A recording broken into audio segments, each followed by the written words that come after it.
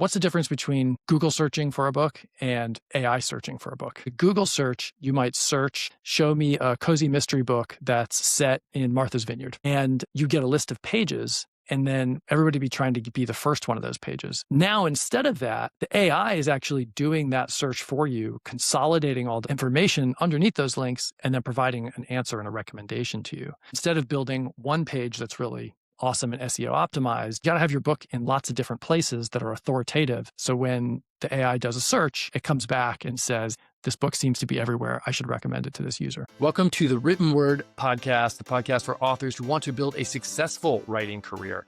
I am Vernon, and I'm here with Ricci Wolman, and this is the Written Word Media Pod. Hello, and welcome to the Written Word Media Podcast. This is the pod for authors who want to build a successful writing career. I am Vernon here with Ricci. I would usually say at this point in the show, as always, but I haven't been here for the past few episodes, so I'll say as usual. Ricci, how are you doing? I'm doing great. We missed you, Ferol. The last two episodes, we had some great interviews, which were really interesting. And if you haven't listened to them yet, check them out. But I know that you were literally laid out on your back out of commission. So tell us what happened. Yes, I think it's, playing basketball while middle-aged is the technical term for what I had. And I had a bulging disc and I was flat on my back for 2 weeks. So it was extraordinarily painful for anybody out there listening that ever had back pain. I feel you. It was really awful. I'm through it now. I'm happy to be back. And thanks for holding down the fort, Ricci, and getting those great interviews on. I'm sure, I haven't listened to both of them yet, but I know the one I did listen to, the content was really awesome. So I'm glad that we kept it going while I was. Yeah, well, welcome back. Good to have you back. Yeah. But let's talk about you. What's going on with you? I know you have a couple of things you've been working on, and let's just talk about that before we get into the episode. Yeah, sometimes we talk about personal, sometimes travel. My big thing at the moment is actually work-related. So the last episode we actually recorded together was the Amazon A10 algorithm episode, and it was one of our most popular episodes this year so far. Authors really loved it, the research that we did, and just breaking down some of the changes with Amazon. And a lot of authors then came to us and said, hey, can you help us actually put together promo stacks to facilitate what the new algorithm is looking for. So we did exactly that, so that's what I've been working on. And we already have promo stacks that run for 1, 3, or 5 days. But what we basically did is we added promo stacks that run for 10 or 15 days in a few genres just to beta test it out, because the Amazon algorithm is giving more weight to external traffic, we know, and then also longer duration activity. So the algorithm likes to see activity happening, at least a few days in a row. And so we launched that in, I think, mystery, thriller, romance, and sci-fi in beta, literally maybe 2 weeks ago. Yeah, recently. Really recently. And it's going really well. Authors really love it. It's one click. Basically pulls in together Facebook ads, our internal promos, our promo partners, and gives you like 10 to 15 days of just traffic and sales on Amazon. So now that we've figured out that it works, I'm trying to build it out for all the other genres. It's great, but it's a lot of work because we've got to figure out what the configurations are and make sure we have all the inventory across our partners and everything else. So that is where my head has been for the last couple of weeks, and probably will be for the next week or two as we start rolling it out across the board. Yeah, it's really, really cool. And if you haven't listened to that Amazon episode, go ahead and give it a listen, because we did get a lot of really positive feedback on it. And if you listen to that episode, I think you'll understand, what Ricci's talking about and why that solution works so well for sort of the modern Amazon or the new Amazon.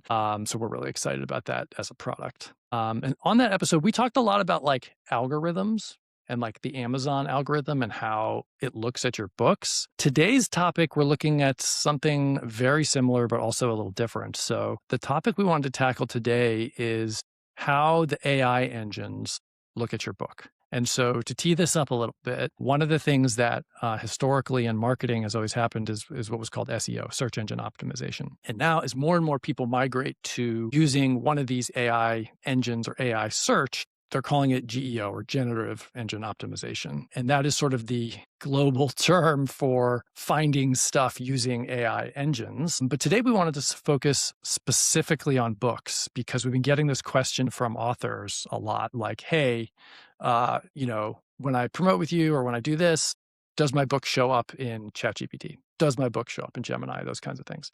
And so we did some background research on this, and we are ready to kind of share with you what we found. Ferol's being modest. He did all the research on this. I'm piggybacking on what he learned, and we'll mostly be interviewing him to make sure that we fully understand it all. There are a couple other people within our indie author community who's doing really great work here. Yes. Ricardo from Ricci has been sending out emails as he experiments and tries to hack the algorithm. And then Joanna Penn also talks about this a lot on her pod. So thank you to them for some of the background research that we did. But then we also just asked the AIs themselves, how do you find books? Yeah. And then put that also in the context of some of the ecosystems that we know exist out there. So let's jump in, Ferol. Let's talk about what are the top 3 AIs right now in terms of market share that authors should be focusing on. Yep. Yeah. So there's a pretty clear, there's AI technology everywhere, right? But for consumers, people that are looking for books, there's 3 main companies that are that you need to care about, at least right now. And this is changing really, really fast, right? So, make sure if you're listening to this episode, in 2027 that things might have changed. But for now, the biggest one is ChatGPT, which is built by OpenAI, okay? They were first to the market, and they still have the biggest market share as far as we know. Obviously, we don't have all the public data or the private data, but in terms of consumer adoption, ChatGPT is the biggest. Now, then the other 2 are Gemini, which is Google's AI search engine, and then Claude from Anthropic. Now, we're going to start the conversation with Gemini by Google because I think it's the most interesting and the most actionable. But just to set the table on these 3, Gemini from Google is their AI search engine. It's actually built into all the Google searches. So when you go to Google and you search, you get this little AI snippet, I think it's called AI mode. Now, that is built by Gemini. It doesn't say Gemini on it, but it's using Gemini. And we don't have any data on how often that's being used, at least not publicly. So it's likely that Gemini is being used a lot because every time you do a Google search, it fires up a Gemini search. And right. then, so just to recap what you're saying, in terms of direct usage of AIs, if people are going directly to ChatGPT or Gemini or Claude, either to the websites or on the apps, ChatGPT has the biggest consumer base that we know of. But if we're just thinking about search more broadly, we know that Google dominates when it comes to search online. And we also know that now that they've rolled out AI snippets, those are powered by Gemini. So a lot of people aren't going directly to Gemini, they're going to Google. But because the snippets are powered by Gemini, it's really important to understand how Gemini works. That's exactly right. And then sort of in third place is Claude by Anthropic. And I say third place very sensitively. They have experienced a unreal growth in the last year and a half. And the power of their models, especially for folks that do coding and some technical stuff, is really, really good. And so while they're maybe a little bit less consumer focused right now, they're in third place. And so I think, as an author, you're thinking about how do I get my book discovered in this new world of search? Those are the 3 that you want to pay attention to. Yeah. And I think the thing that's interesting about Claude is that, it dominates the kind of B2B sector, and it dominates in terms of most developers and coders are using it. So even if it doesn't land up being like the consumer engine, because so many people are building on it, anyone who builds an app using Claude, which is owned by Anthropic, is going to be inherently using the Claude model. And so if they have an app that has got something to do with search or got something to do with books or discovery, that is what's going to be running under the covers. Yeah. So you think about all the engineers out there that are using Claude to write code, which is most of them at this point. If they're looking for a science fiction book, right, they're probably going to use Claude because that's their daily driver, so to speak. So that's a good note. Oh, that's a good point too. Yeah, there's probably like a different kind of reader genre breakdown. Yeah. Like who's using which of the different services. Yes. Yeah. Okay, so I want to start the conversation with Gemini because this is, when I got the author feedback on the idea to do this pod, I didn't start by thinking about Gemini. I started by thinking about ChatGPT, but the more I did the research, Gemini is actually the more interesting case, and I think a little bit more actionable for authors. So I wanted to start there. And a few things came up when you start looking at this. So first one is hey, what's the difference between Google searching for a book and AI searching for a book, right? And I think there's a few key differences, but there's actually an overwhelming amount of similarities, right? So, in the old world of SEO, it was kind of like keyword stuffed. So you have a page on maybe your website that had all the keywords about the book, and that's how you kind of got your book ranked. AI takes a broader view of the actual content of the book, and this is really important and actionable, the content about your book. right? And so I think whereas a Google search, you might search, hey, show me a cozy mystery book that's set in Martha's Vineyard, for example. And you get a list of pages, and then everybody be trying to be the first one of those pages. And as you're looking for that book, you might click on link 1, 2, 3, or 4, but being on page 2 is like death for discoverability. Now, instead of that, the AI is actually doing that search for you, consolidating information underneath those links, and then providing an answer and a recommendation to you. And so, instead of building one page that's really awesome and SEO optimized, the sort of newish technique would be you got to have your book in lots of different places that are authoritative. So when the AI does a search, it comes back and says, hey, this book seems to be everywhere. I should recommend it to this user. Got it. So it's kind of doing what we used to do as humans, right? Like you would go through page 1 and there'd be 20 links and you'd kind of click on them and you'd be like, oh, this book is showing up on 5 of the pages. So that's the one I'm going to choose. But now Gemini is basically looking at it and saying, hey, this book seems to be showing up a lot for that particular search that you're putting in. So that's what I'm going to include in the AI overview snippet or just give to you if you're using the Gemini. Yeah, exactly. And I think the thing that's interesting about Google is it actually has access to these huge libraries of information. So YouTube, right? The second biggest search engine in the world, and Google and all the Google web pages, and then the Google Bookstore. So Google and Gemini, it's the only company that we're going to talk about today where they own an AI engine and a bookstore, right? And so this is the second thing. And the 2 biggest thing. search engines.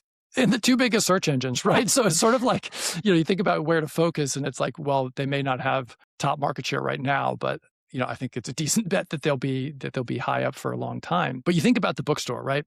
And so the first thing I'll say is this is great news for our friends in the wide community, right? That want their book published in all the different stores, because each one of those stores has a page on a retailer. You're at Kobo, you're at Nook, you're at Google, you're at Apple, whatever. And that all generates authority for you, right? Because the AIs look at all of those pages. And then this is also good news for our folks, our customers who are exclusive to Amazon, who may say, hey, I can't put my book on Google Play, or that violates the KU terms and conditions, right? But there's actually a way you can. And this I thought was a really cool thing that I got in my research. Google Play has the Partner Center where you can upload books, and you can actually upload a preview of your book and not make it for sale. And when you do that, you're not violating your KU terms and conditions. And there's a detail that it's very important, so don't stop listening now. But you can do that and it doesn't violate your terms. So you have to upload your book again, put in your description, put in your ISBN if you have one, all that stuff. But then you're part of the Google Books ecosystem. So Gemini knows about your book. And when you ask Gemini, hey, how do you find what books to read? It says, I look at the Google Play first, kind of like that's its primary thing. Here's the one really important caveat. By default, when you upload your book into the Google Play Partner Center and you make a preview available, which the AI needs, the default is 20%. And so that means 20% of your book is public. And that actually does violate the KU terms and conditions. So what you have to do is put in an amount of your book that's 10%, right? So you actually have to re-export your book, maybe use like Vellum or one of those great tools or whatever tool you use to get your books created. And just do the first chapter or whatever, like a little bit less than 10% of your book is. Then you can upload that and you won't be violating the KU terms at all. And that's a huge win to add, AI discoverability to your title. Got it. And when you say KU terms, you're saying if you're enrolled in KDP Select and that's your right. book is Sorry, in KU, yes. yeah. That's exactly right. So if you're wide, you're all set. You're all set. Your book's on Google Play, and that's great. And if you're in KDP Select and your book is in KU, you can still put your book on Google Play, set it not for sale, and only have 10% preview. And that way you can still keep your Amazon books in KDP Select. That's exactly right. Yeah. Okay, cool. And I thought and that the was reason really, we care about having the book in Google Play is because what you're saying is Gemini uses Google Play as a primary source when it's recommending books. I see. Yeah, that's right. And so if you think about people Googling books, saying, or like, hey, show me a cool science fiction book that's like Project Hail Mary, right? Then that's a Google search. It'll show you web pages. But because Gemini is showing you that little AI snippet at the top of the page, people are going to often jump off into Gemini to sort of finish their search. And so you really need to make sure that you're at the top of the list there. Yeah, and I think it makes sense. Google's obviously using the Google infrastructure. It's putting more weight on the Google infrastructure. When I think it makes sense because Gemini is part of Google, and then Gemini is going to give priority to other Google sources, which would be Google Play, which would be YouTube. This is something that I came across. I was reading that having content on YouTube, having transcripts on YouTube where you talk about your book can be helpful. Yeah.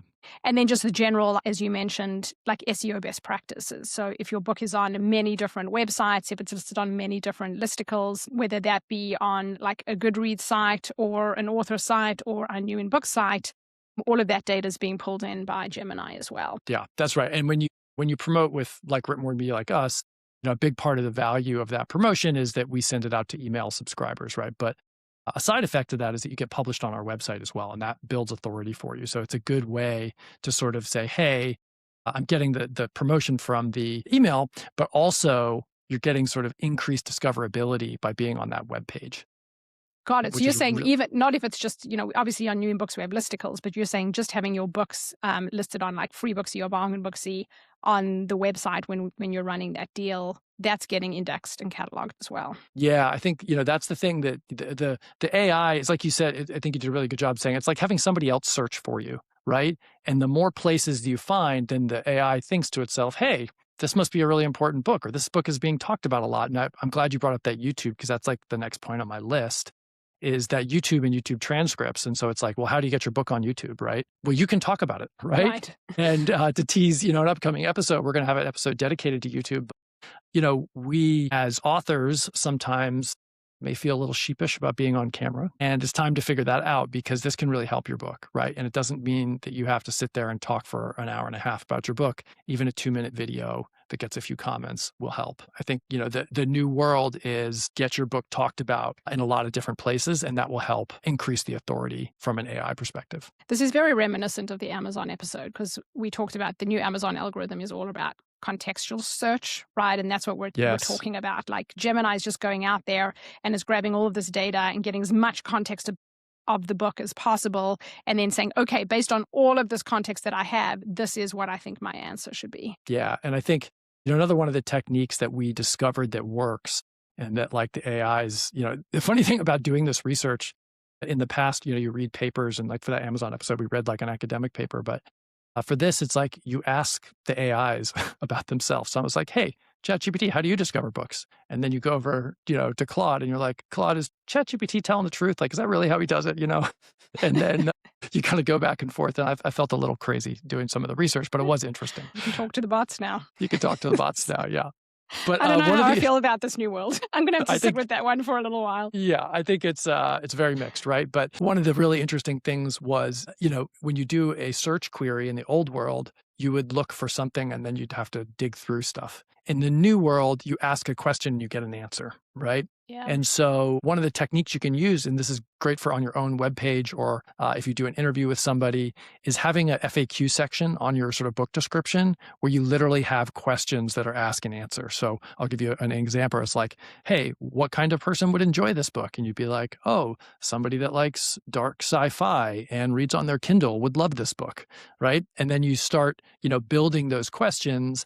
And then that way, when people start asking them, you've helped the agent, the AI, answer them, and they love things being easy. And then you're able to get in front of consumers. So I would say, make sure that you're putting sort of FAQs about your book at the bottom of your sort of description on your page on your own website. Interesting. So you're saying on the author websites, when you're listing your book, you now put additional information. Like you have the book description, and maybe you have some editorial blurbs and like reviews, but then you're like, because we do this on the written word blog. Well, we've started doing it, right? When we started looking at geo last year. And, honestly, I hadn't thought about it for a product. Our content is all educational, right? So it makes sense to have like an FAQ. But why not have FAQ about the book itself? Who is this book right for? Where is this book set? Does this book have any trigger warnings? Like things like that definitely could be helpful. And for romance, like, hey, like, does this book end in happily ever after? Why, yes, it does, or no, it doesn't, or like, all those kinds of things. And you actually, is this book part of a series? You got it. What do people What's love the name about of that this series? book? Yeah. Okay. And then you can always validate these things when you look at the really big players and what they're doing. And so, when you look at Amazon, a product listing, and just forget about books for a minute, like let's say you're trying to buy a lamp, right? Or you're trying to buy shoes, and you go down to the product description and they have these FAQ sections. And so you're starting to see product pages, on-book product pages that have these FAQ sections, and there's a reason for that, right? And I think that's something that our authors can take advantage of. It's like an actionable to-do you could do today. Whether you're doing direct sales or not, most authors have a website, and on that website there's a book page. And just add a few easy FAQs to that page, you know what I mean? And just make that best practice every time you add, a new book to your website. Great. Those are great tips. So for Gemini, get the book on Google Play, add FAQs, try and get your book in as many places as possible, other websites. Yeah. Goodreads is still, I think, a major source for all three of these, right? For all three of these, yeah. Yeah. So Amazon and Goodreads, that's going to count across the board, but then any other places you can get it. Okay, so how do things get different for ChatGPT, or do they? Yeah, there's actually, so when I was doing this research, there's actually more similarities than there's differences. So the technique that these AI models use is all very similar. So a lot of what we said about Gemini is true for ChatGPT and honestly for Claude. So get your book on the Google Play Partner Center, get your book as many places as you can, and put some FAQs on that page, right? But then when you start thinking about ChatGPT and Claude, the interesting about Google is it's a search engine. And so they have real-time live access to essentially every web page on earth, whereas ChatGPT and Claude do not. And so they have an interesting dynamic where they have a sort of cutoff, and it depends by model. You don't have to worry about that. But after some point, they have knowledge that they've learned, and then they have web browsing that they do going forward. And for knowledge that they learned, it is mostly on content that has what you would think of as traditionally published backgrounds. Now, if there's a lot of indie authors listening to this pod, you're like, well, how does that help me? So here's how. So what you want to do is essentially copy what trad publishers do, which is they get their book reviewed and they get that review published. Now you can pay for services like I think Kirkus does this, New in Books, one of our properties does this for you, but you can find even other authors to review your book. You can trade reviews, things like that. And that next time there's a cutoff or next time ChatGPT solidifies its learning, it'll think, hey, this is like one of those books where that has editorial review pages, right? Looks more like something traditionally published, something that was written up on the New York Times, that kind of thing. And so you can kind of... And so where are you saying authors should put those editorial reviews? On their author websites? Ideally, you want them not on your author website, right? You want it on somebody else's website. So if you have, if you have your own website, maybe you have your other author friends hey, some of my favorites, and you review their books and then you get them to review yours, that kind of thing. And you start to build this sort of knowledge graph that the AI can leverage. And then, those are the things that I thought were the most interesting. And then the final one I wanted to talk about is Reddit. And so all of these really take Reddit very seriously. And it's actually, they were so overweighted on Reddit for a long time, they've actually diminished a little bit, but it's still one of the top sources. And so, as much as you can, engaging with users on Reddit or actually listing your book on Reddit, talking about it, can feel a little scary, right, to open to the masses to talk about it. And so it's a decision every author has to make for themselves. But books being talked about on Reddit matter a lot, especially for ChatGPT and for Claude that don't have access to the same sort of library information that Google does. Yeah, so I have a little experience with Reddit. It can be a scary place. And Reddit is very anti-self-promotion. And so if you're going to do anything on Reddit, you do have to tread very, very carefully.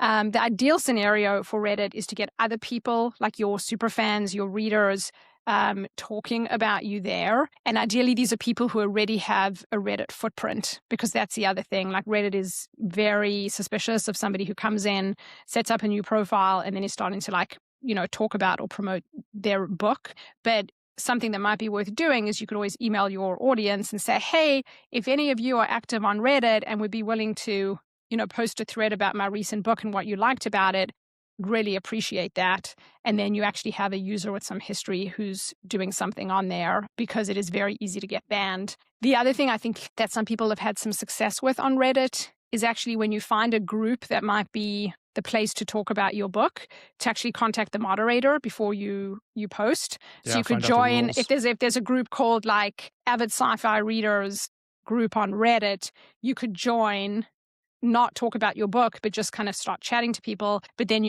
you could message the mod and be like, hey, I'm an author.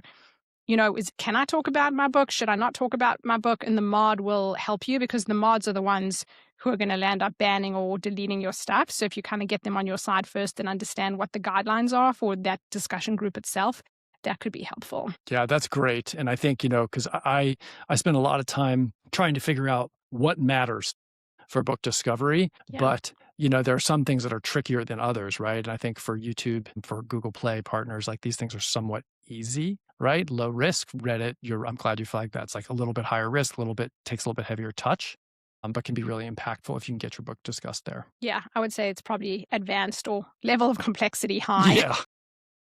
For Reddit, whereas Yeah. Google Play and some of the others, level of complexity and risk low. The only other thing about chat that I was thinking about is chat does have these partnerships that it has at least announced with certain e-commerce players. One of them being Shopify. And I don't want to go too much into agentic commerce, because I think that's a whole separate pod that we'll end up talking about.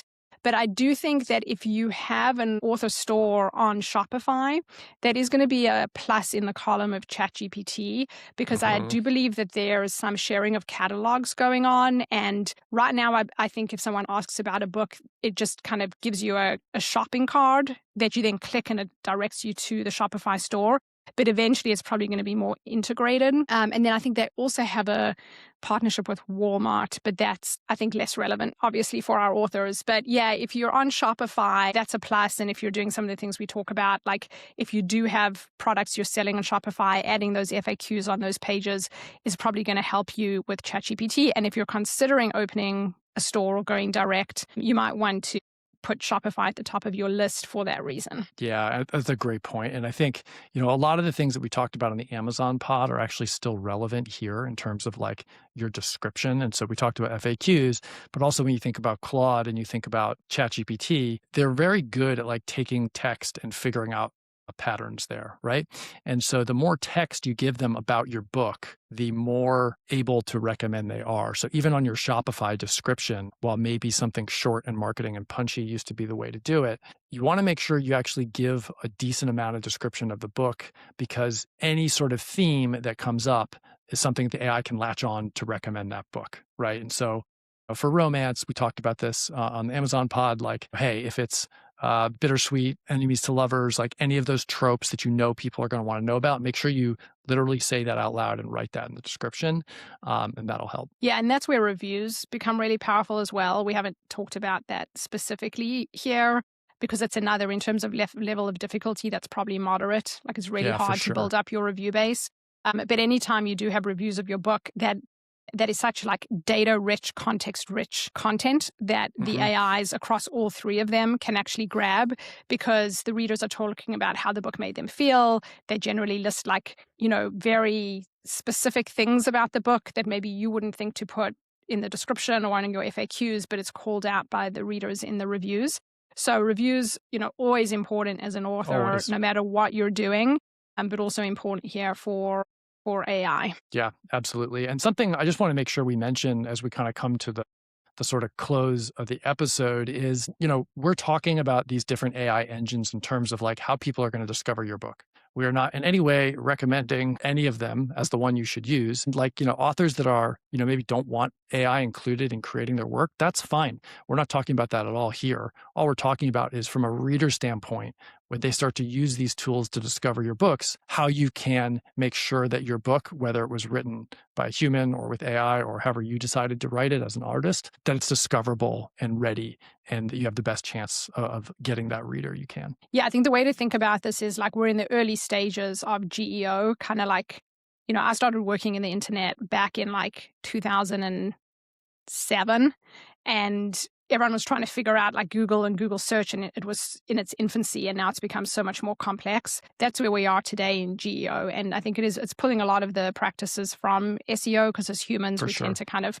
follow a lot of the same things. But there are some small things that you can be doing to be at the front of the curve as this new world of GEO and discovery through AI starts to mature. Yeah, absolutely. The last thing that we'd recommend you do is you can ask, right? So if you aren't sure if the AI can find your book, ask it. Say, hey, Gemini, my book is about blah, blah, blah, blah, blah. How can you find it? How can I make my listing better? How can I do it? Right. And again, we're not recommending that you use the AI to write your book, but you can ask it how it views your book, right? And use that to help you build your little mini to-do list of being discoverable. And that's one of the great things about these tools. While it can be a little bit new and a little bit scary talking to the bots, they're readily available to answer your questions. They will answer your questions. They will. You may not always like the answers, but they will answer questions. That's right. Okay, cool. So let's recap in order of difficulty. Let's go easiest to hardest. What can authors do today to increase their visibility on AI search? And I would say even a lot of these are going to help you increase visibility on just regular search. Yeah. So I would say number one is add this FAQs to your product page on your website, right? You have totally control over your website. All you got to do is go in, think for a few minutes about what some good FAQs are for your book, put them at the bottom of your description, and you're off to the races. If you can do that for, depending on how big your catalog is, that should be a relatively low lift and something that hopefully all authors can handle. And if you have a large catalog, you're probably writing into series. So instead of being like, oh my gosh, I have to do this for 70 books, just go do it on book one of each series. Yeah, so you have 7 pages or the series page. So you're at least putting something out there because the AI is smart enough that it'll figure out, oh, these 7 books are all part of the series and these FAQs relate to all 7 of the series. Yeah, exactly. Number 2, get your book on Google Play for partners. Remember, preview only and 10%, right? If you're in KDP If you're in Select. KU, if you're in wide, you're good to go. Like as long as you're on Google Play, you're in good shape. So if you're wide and you're somehow not on Google, highly recommend you fix that right away. But I think most of our wide listeners are probably already there. And then I would say third is get your book in other places. So that's, buy promotion with folks like us. So you have another web presence, another post from an authoritative site, do trades with your other author friends, hey, these are books from friends that I recommend, that I like, that kind of thing. If you can do reviews, that helps as well. But there's sort of this bucket of stuff that's get your book in a lot of authoritative places, as many as you can. And one easy way to do that is to just go into Goodreads and you can create a listicle in Goodreads, books to read this summer, and you can include your book there. And now there's your book on a third-party site, and it has some context as to why people might want to read it based on the title of your list. Yeah, and if one of our properties, New in Books, does this. So if you need help with that, certainly let us know. And then I would say, finally in the advanced category is Reddit and YouTube. And that is, I probably put those in order. Do YouTube first, and then Reddit is probably the most advanced. And YouTube can be hard to come up with things and put yourself on camera. Really simple videos help, right? As long as it's there and it's in the Google catalog. And then I think listen to Ricky's words on Reddit. Proceed with authenticity. Self-promotion's not tolerated. But anything you do to get your fandom to actually start talking about you on Reddit will absolutely help with discoverability. And YouTube, as you said, is a whole episode in and of itself, which we will have coming up in the next few weeks. So if you're, listening to this a couple months from now, go and look for the YouTube episode because there's, I think, going to be a lot of great content and examples there of things that you can do. And again, from easy to advanced. Yeah. Okay. So that's what we got for you today, authors. Hopefully this was helpful, sort of helping you navigate this wild world of discoverability with all these new technologies. As always, shoot us an email if you have questions about the pod or you have comments. You're like, hey, I'd love to hear something about this. Email us at info@writtenwordmedia.com. We love hearing from authors, especially about the pod, but about anything at all. And that's the pod. That's the show for today, Ricky. Yeah. And I would say, a lot of the content that we've put out this year has come from authors messaging us or emailing us or commenting on the pod and being like, we'll do an episode and then we'll get a couple of questions. And we're like, okay, we need to dive deeper into that. Or, we'll get a bunch of questions or comments from authors being like, hey, can you guys do an episode on this? So we are here for you. And if you just tell us what you want to hear, we're happy to provide that content, do the research, or Ferol's happy to do the research on this one. It's fun going down these rabbit holes. Yeah. Summarized by, we take requests. Yes, we do. So please let us know. All right. Well, great to have you back, Ferol. Thanks for doing all the heavy lifting on this one. And we look forward to seeing you all in a couple of weeks. Awesome, everybody. Talk to you soon.